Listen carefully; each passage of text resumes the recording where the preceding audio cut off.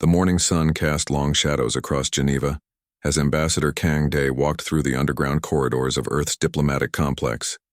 His black uniform bore the simple blue Earth symbol that had once filled him with pride. Today it felt heavy on his shoulders, like a burden he could no longer carry. The emergency meeting had been called at dawn. Representatives from every major Earth city were gathering in the main conference room. The holographic displays showed news feeds from across human space, and all of them carried the same devastating headline. The Galactic Assembly had passed Resolution 847C during their overnight session. Kang Day entered the circular chamber, where 50 of Earth's finest minds sat waiting. Dr. Lee Su looked up from her tablet with tired eyes. She had been working for 3 days straight trying to understand the legal implications of the new resolution. Commander Park Jin stood near the wall wearing his military dress uniform. His face showed the same controlled anger that Kang Day felt burning in his own chest. "Ladies and gentlemen," Kang Day began as he took his place at the center podium, "you have all read the preliminary reports. Resolution 847C officially classifies humanity as a developing species requiring permanent oversight by the Galactic Assembly." A wave of angry murmurs filled the room. Dr. Lee Su stood up first. Her voice was steady, but everyone could hear the frustration beneath her calm words. "Ambassador, this resolution strips us of every right we have earned over 53 years of membership. Our voting privileges are gone. Our colonies will be placed under alien administration. Most importantly, all of our scientific research will be subject to Assembly approval before we can proceed." Commander Park Jin stepped forward from his position by the wall. "Ma'am, with respect, the military implications are even worse. Earth's defense fleet will be limited to protecting our home system only. We cannot respond to threats against human colonies without Assembly permission. Our people will be defenseless." Kang Day nodded grimly. He had spent the entire night reviewing the resolution word by word. Every clause was designed to reduce humanity to the status of children who needed constant supervision. "The timing is not coincidental," he continued. "This resolution comes just 2 weeks after Dr. Lee Su's team announced their breakthrough in faster-than-light communication technology. Dr. Lee Su's quantum communication system could send messages instantly, across any distance. The technology threatened to revolutionize how the galaxy shared information. For the first time in history, distant worlds could coordinate in real time without relying on the Assembly's slow courier networks. The Velteran delegation specifically cited our communication research as evidence of humanity's dangerous ambitions," Kang Day explained. "They claim we lack the wisdom to handle such powerful technology responsibly." The irony was bitter. The Velterans had been members of the Assembly for over 2,000 years. In all that time, they had never produced a single innovation that changed galactic civilization. Humans had been members for barely 5 decades and had already contributed advances in medicine, engineering, agriculture, and now communications. Commander Park Jin's jaw tightened. "Sir, yesterday I received reports from 3 of our colony worlds. Assembly enforcement ships have already arrived in orbit. They are demanding that human administrators turn over all government functions to alien supervisors." The room fell silent. Everyone understood what this meant. Human colonists who had spent decades building new worlds from nothing would now be treated as guests in their own homes. Dr. Lee Su activated a holographic display showing her laboratory.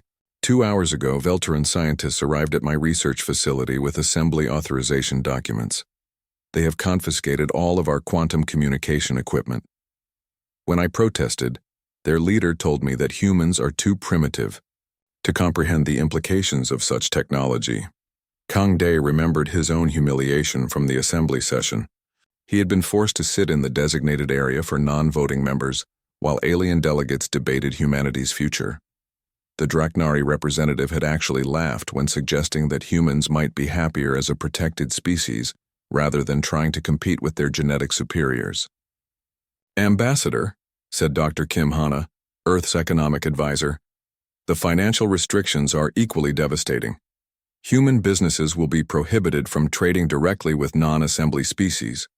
All of our commercial activities must be approved and monitored by alien oversight committees."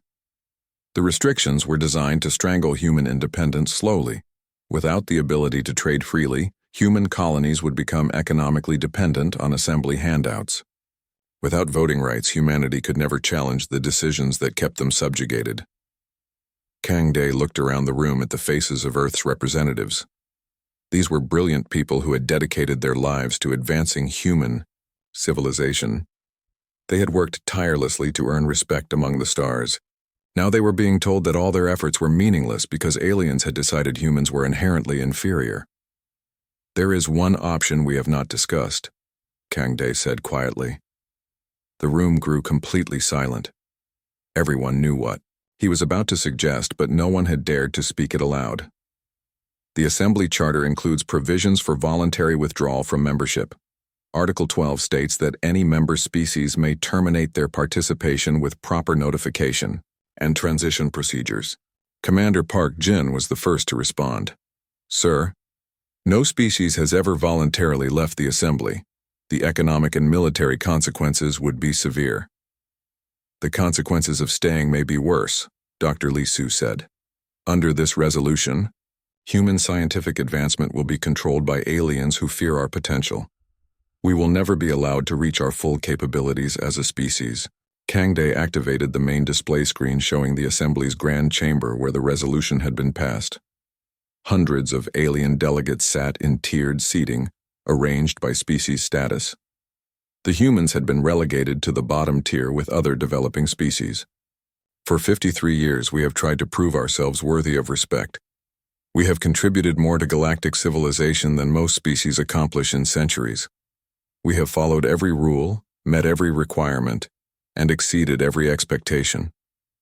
In return, we are told we need permanent supervision because we are too dangerous and too primitive at the same time." The weight of decision pressed down on everyone in the room. Leaving the Assembly would mean isolation from galactic civilization.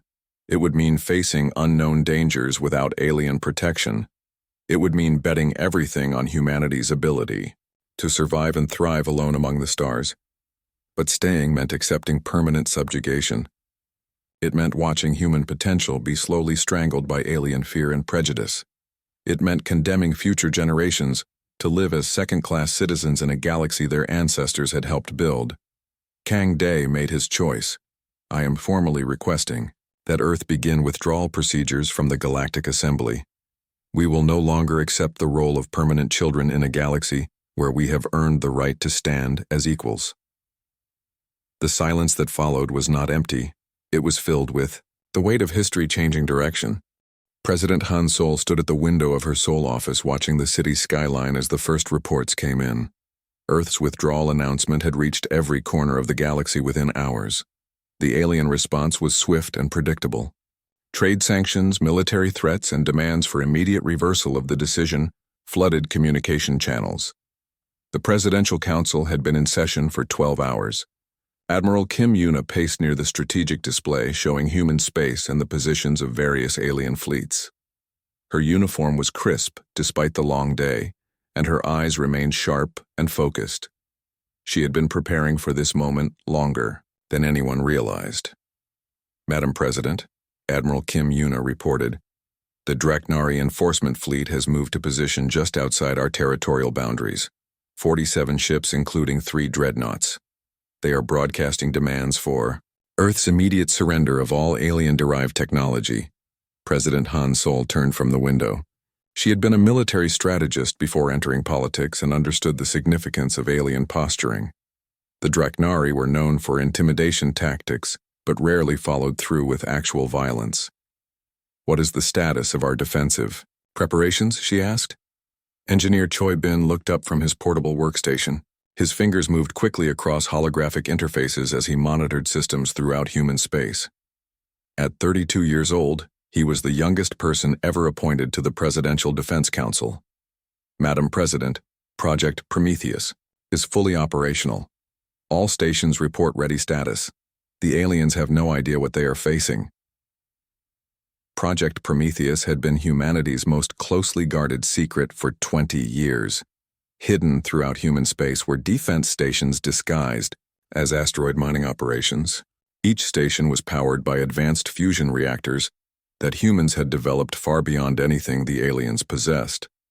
The stations were connected by quantum communication networks that allowed instant coordination across vast distances. While alien fleets struggled with communication delays measured in hours or days, human forces could respond to threats in real time. Engineer Choi Bin activated a holographic display showing the hidden network. Dots of light appeared throughout human space, each representing a camouflaged fortress capable of defending multiple star systems. The aliens count our official fleet strength at 230 ships, he explained. They have no knowledge of our true defensive capabilities. Each Prometheus station can deploy automated defense platforms that are smaller and faster than traditional warships. President Han Sol studied the display with satisfaction. Humanity had learned an important lesson during their early years in the assembly. Never reveal your true strength until you are ready to use it. Admiral Kim Yuna highlighted several key positions on the tactical map. Ma'am, we have also been developing new combat doctrines based on human advantages. Our pilots can handle high acceleration maneuvers that would disable most alien species. Our ships are designed for rapid deployment and coordinated attacks. The meeting was interrupted by an urgent communication from Geneva. Ambassador Kang Dae appeared on the main screen looking tired, but determined. Behind him, the diplomatic complex bustled with activity as staff prepared for humanity's historic announcement. Madam President, the Assembly has issued an ultimatum. We have 72 hours to withdraw our independence declaration and submit to enhanced oversight. They are also demanding the immediate surrender of Dr. Lee Su and her research team for violation of technology restrictions. President Han Sol felt anger rise in her chest. The aliens were treating humanity like rebellious children who needed punishment. After 53 years of loyal service and countless contributions to galactic civilization, this was how the Assembly responded to human dignity. Ambassador, prepare for a galaxy-wide broadcast. It is time to explain our position to every species in known space. 6 hours later, President Han Sol stood before cameras that would carry her words to billions of beings across the galaxy. She wore the simple blue dress uniform of Earth's leadership without medals or ceremonial decorations. Her message would be about substance, not symbols. Citizens of Earth and the galaxy, she began.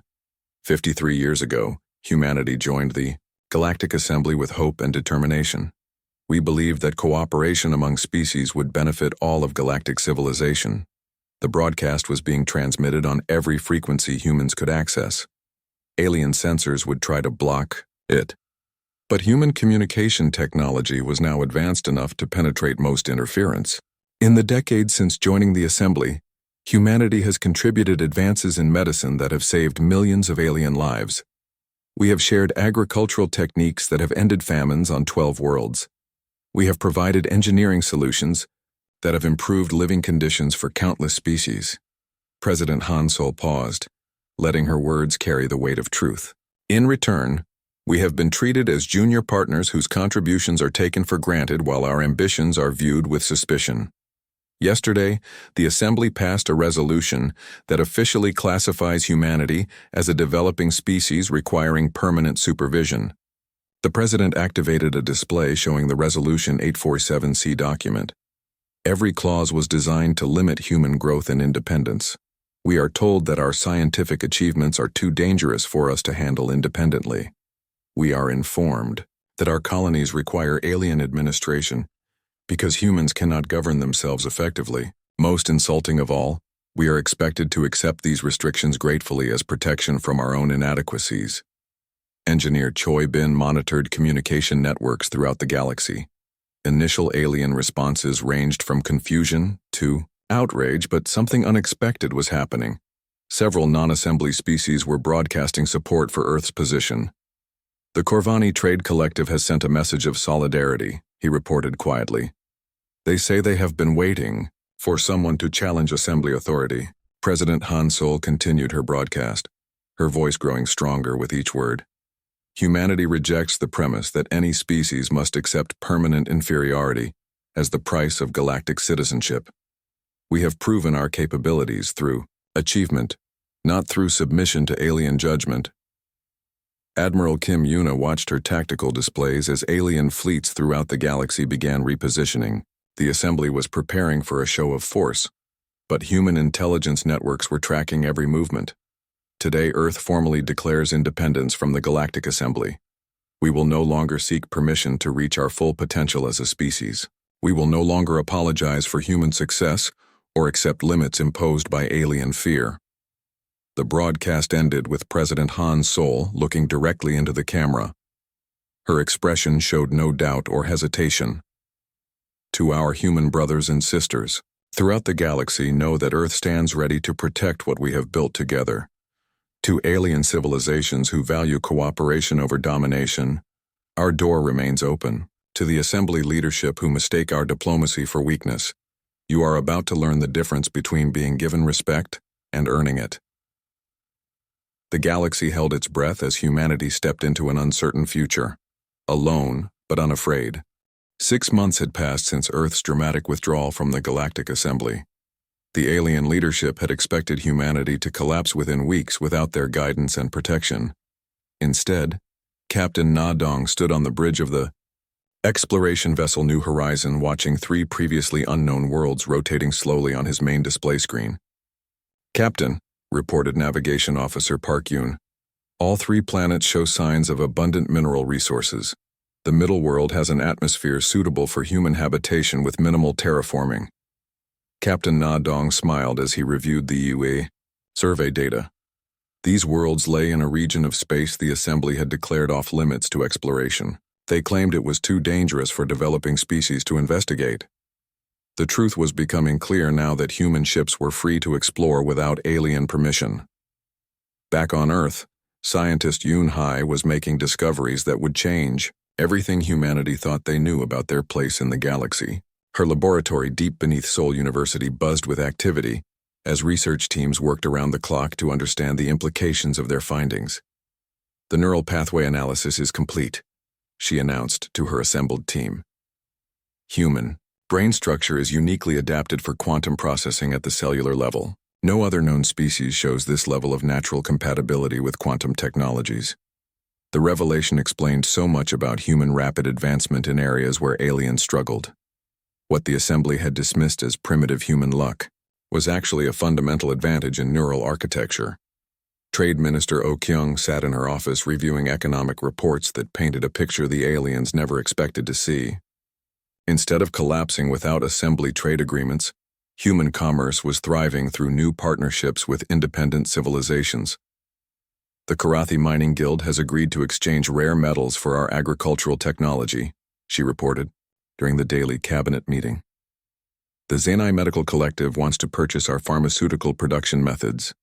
Most interesting, 17 species have approached us about establishing trade relationships outside Assembly oversight." President Han Sol listened to the reports with growing satisfaction. Earth had not just survived isolation, they had discovered opportunities that Assembly membership had prevented them from exploring. "What is the status of our colonial worlds?" she asked Admiral Kim Yuna. "All human colonies report stable governance and improving conditions. The alien administrators who tried to take control have been peacefully but firmly removed. Our people are governing themselves successfully without outside supervision." The irony was not lost on anyone in the room. The Assembly had claimed humans needed constant guidance to prevent chaos and conflict. Instead, human colonies were more stable and prosperous than they had ever been under alien oversight.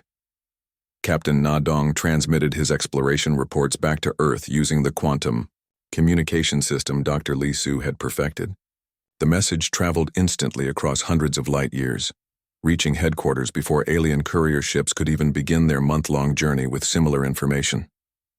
"Command, we have discovered why the Assembly wanted to limit human expansion in this sector," he reported. "The resource density here is extraordinary. These worlds contain materials that could supply our industrial needs for centuries." Scientist Yoon Hai was simultaneously making breakthrough discoveries about human capabilities. Her team had been analyzing brain scans from volunteers representing various human ethnic groups and backgrounds. "The quantum processing advantage appears to be universal among humans," she explained to President Han Sol during a secure video conference. "It manifests differently in different individuals, but every human brain shows some level of enhanced quantum compatibility. This discovery had profound implications. It suggested that humanity's rapid technological advancement was not due to luck or alien assistance, but rather to fundamental neurological advantages that aliens either lacked or possessed to a much lesser degree. Trade Minister Oh Kyung was having her own revelations about galactic economics. The independent species who had contacted Earth were sharing information about trade relationships the Assembly had deliberately concealed. Madam President, we are learning that the galactic economy is far more diverse than the Assembly admits. There are entire trade networks operating outside their control. Species who were dismissed as primitive are actually highly advanced in specialized areas. The wandering clans, nomadic civilizations that moved between star systems, possessed navigation technology that surpassed anything the Assembly used. The deep miners who lived in asteroid belts had developed resource extraction methods that were incredibly efficient. The Garden Worlds Alliance had perfected ecological management techniques that could transform barren planets into paradise. All of these civilizations had been ignored or dismissed by the Assembly as unimportant. Now they were eager to share knowledge and resources with humans who treated them as equals rather than curiosities. Captain Na Dong continued his exploration mission, discovering more worlds and resources with each passing week. His reports revealed a pattern that painted the Assembly's motives in a disturbing new light. The restricted zones all contain high-value resources or strategic locations, he transmitted to Earth. The Assembly has been preventing human expansion, not to protect us but to reserve the best territories for themselves and their favored species. Scientist Yoon Hai's research team made another breakthrough that sent shockwaves through human leadership. They had been studying alien neural patterns obtained from medical databases during their Assembly membership years. The quantum processing disparity is even greater than we initially calculated, she reported. Humans process quantum information approximately 12 times faster than the average Assembly species. The Velterans, who claim to be our intellectual superiors, process quantum data at only 1/3 the rate of an average human. This discovery reframed every interaction humanity had experienced during their Assembly membership. Aliens had not been condescending toward humans because they were superior. They had been desperately trying to hide their own inadequacies while benefiting from human innovations. Trade Minister Oh Kyung received a communication that confirmed humanity's growing influence among independent civilizations. The message came from the Karathi Mining Guild, one of their first new trading partners. Honored friends of Earth, the message began. 17 more species have requested introduction to human trading partners. They have observed the prosperity of our relationship and wish to escape Assembly economic restrictions.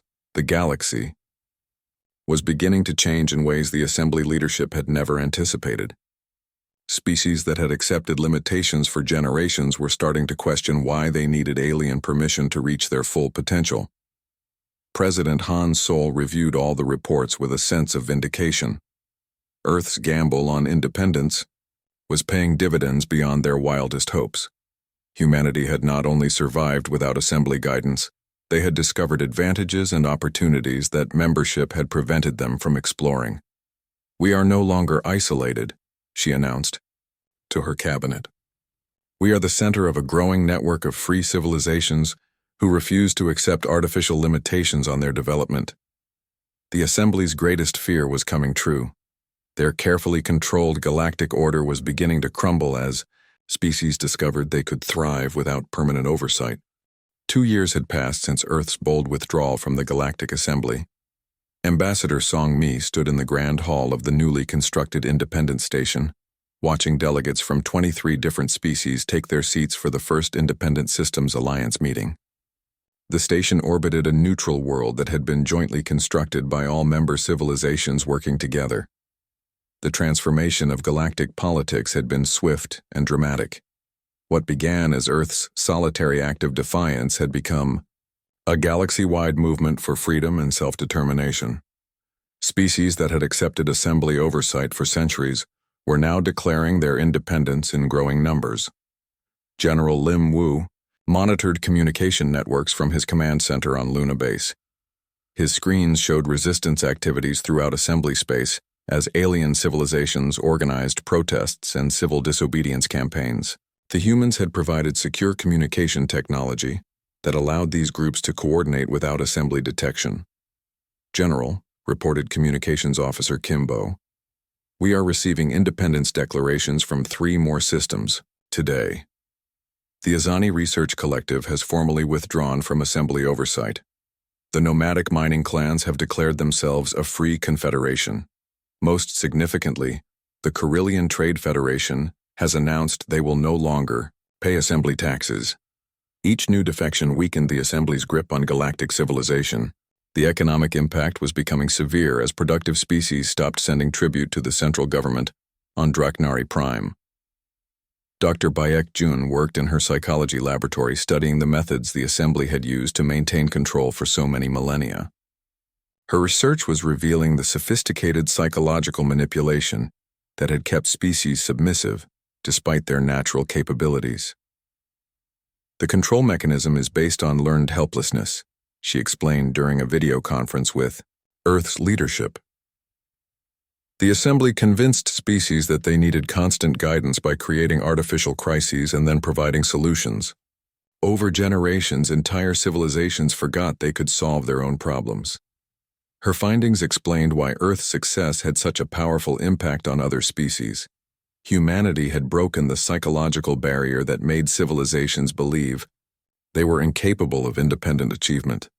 Ambassador Song Mi called the Alliance meeting to order. The delegates represented civilizations from across the galaxy, each with unique cultures and capabilities. Unlike the rigid hierarchy of the Assembly, the Alliance was built on principles of mutual respect and voluntary cooperation. Friends and colleagues, she began. 2 years ago, Earth stood alone against galactic conformity. Today we represent over 40 star systems and growing. We have proven that free civilizations can prosper without authoritarian oversight. The Karathi delegate stood to address the assembly. His species had been among the first to establish trade relationships with humanity after Earth's withdrawal. The humans showed us something we had forgotten in 800 years of assembly membership, he said. They reminded us that asking permission is not the same as showing respect. They demonstrated that cooperation between equals is stronger than submission to superiors. The Alliance had become more than just a political organization. It was a practical demonstration that diverse species could work together effectively without a controlling central authority. Trade flowed freely between member worlds. Scientific knowledge was shared openly. Military cooperation was voluntary, but effective. General Lim Wu received reports that showed the growing impact of the independence movement on assembly territories. Resistance cells were using human communication technology to organize strikes, protests, and economic boycotts. Sir, reported intelligence analyst Park Sun, the Assembly's tax collection has dropped by 60% in the past 6 months. 17 core worlds are experiencing serious civil unrest. The Draknari government has declared martial law in 4 sectors. The Assembly's response to the crisis was predictably heavy-handed. They increased military patrols, imposed stricter regulations, and threatened severe punishment for any species that showed sympathy for the independence movement. These harsh measures only increased resentment and drove more civilizations toward rebellion. Dr. Baekjun's psychological research revealed why the Assembly's traditional intimidation tactics were failing. The success of Earth and the Alliance had broken the fear-based conditioning that had kept species obedient for generations. Once a population sees that independence is possible, authoritarian control becomes increasingly difficult to maintain, she explained. The Assembly's threats no longer carry the same psychological weight because species have seen alternatives that work. The Alliance continued to grow as more civilizations rejected Assembly authority. The Stellar Architects Guild, famous for their construction of space habitats, joined after the Assembly tried to confiscate their most advanced building techniques. The Deep Space Navigators Alliance, who guided ships through dangerous regions of space, declared independence when the Assembly attempted to restrict their movement between systems. Ambassador Song Mi worked tirelessly to help new members integrate into the Alliance structure. Unlike the Assembly's standardized requirements, The alliance allowed each civilization to contribute according to their strengths and participate according to their preferences.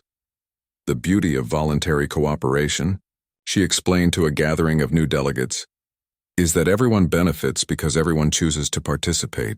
No one is forced to contribute beyond their means or accept restrictions on their natural development. The economic advantages of alliance membership were becoming obvious to galaxy observers. Member civilizations were experiencing unprecedented prosperity as they gained access to new technologies, trading partners, and resources that had been restricted under assembly rule. General Lim Wu's intelligence networks reported increasing desperation among assembly leadership. The Supreme Council was meeting in emergency sessions almost daily as their carefully constructed galactic order continued to collapse. The Assembly is planning something major, he warned during a secure conference with Alliance military commanders. They cannot allow this independence movement to continue spreading without taking decisive action. Dr. Beck Jun's analysis supported this assessment. Her study of assembly psychology predicted they would eventually resort to extreme measures, rather than accept the loss of their authority. Authoritarian systems typically become most dangerous when they are losing control, she explained. The Assembly leadership has built their entire identity around the belief that they are necessary for galactic stability. They will not surrender this delusion easily. The warning proved prophetic when intelligence networks detected massive military mobilization throughout Assembly space. Ships were being recalled from distant patrols. Reserve fleets were being activated. The largest military force in galactic history was being assembled. Ambassador Song Mi received the intelligence reports with grim determination.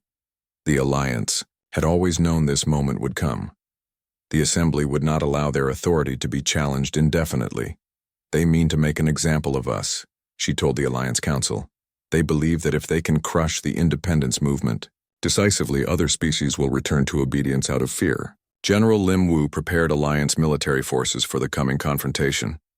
The combined fleets of 40 star systems would face the largest military machine the galaxy had ever seen. We knew when we chose freedom that we might have to fight for it, he addressed Alliance commanders. The Assembly is about to learn that free people fight harder than slaves. The galaxy held its breath as two incompatible visions of civilization prepared for final confrontation. Fleet Admiral Shin Ho stood on the bridge of the flagship Liberty, watching the largest armada in galactic history approach through the void of space. The Assembly had gathered over 3,000 warships from every member civilization still under their control. The massive fleet stretched across space like a metal storm cloud, bearing down on the Independent Systems Alliance. Admiral, reported Tactical Officer Li Min. Enemy fleet composition confirmed. Draknari dreadnoughts leading the formation, followed by Velteran heavy cruisers and Zephyrian destroyer squadrons. They outnumber us 4-1. Admiral Shin Ho nodded calmly. The numbers told only part of the story. The Alliance fleet contained ships from 37 different species, each contributing their unique technologies and tactical approaches. More importantly, they were fighting for their freedom rather than following orders from distant overlords. Director Yang Su monitored the battle preparations from her intelligence command center. Her networks throughout assembly space had been working for months to prepare for this moment. Sleeper agents and sympathizers were positioned at every major assembly. Installation. All sabotage teams report ready status, she announced over secure channels. On Admiral Shin Ho's signal, simultaneous strikes will disable assembly supply depots, communication arrays, and strategic facilities across 12 star systems. The assembly fleet moved with the slow precision of a machine designed for intimidation, rather than actual combat. Their formation was textbook perfect but lacked the flexibility needed for real warfare. The Alliance ships moved like a living organism, constantly adjusting position and ready to adapt to changing circumstances. Fleet Admiral Shin Ho activated the battle communication network that connected every Alliance ship instantly through quantum links.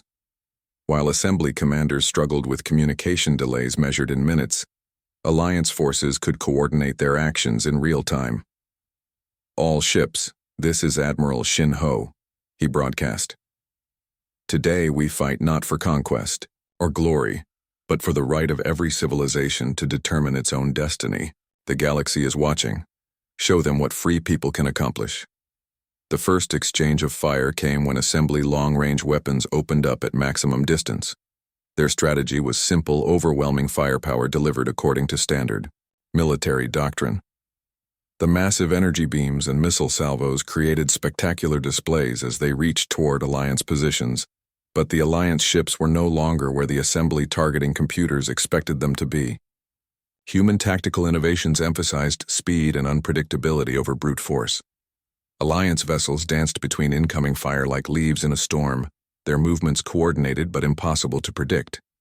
Admiral Shin Ho had studied assembly, military doctrine for years. Their commanders were trained to fight according to established patterns that had worked for centuries against conventional opponents. But the Alliance was anything but conventional. Execute pattern Delta 7, he ordered. The Alliance fleet suddenly scattered in dozens of different directions, each group moving toward predetermined coordinates. To assembly observers, it looked like the enemy was fleeing in panic. Director Yang Su waited for the perfect moment as assembly forces pursued what they believed were retreating Alliance ships. When the enemy fleet was fully committed to their pursuit formation, she gave the signal that had been years in preparation.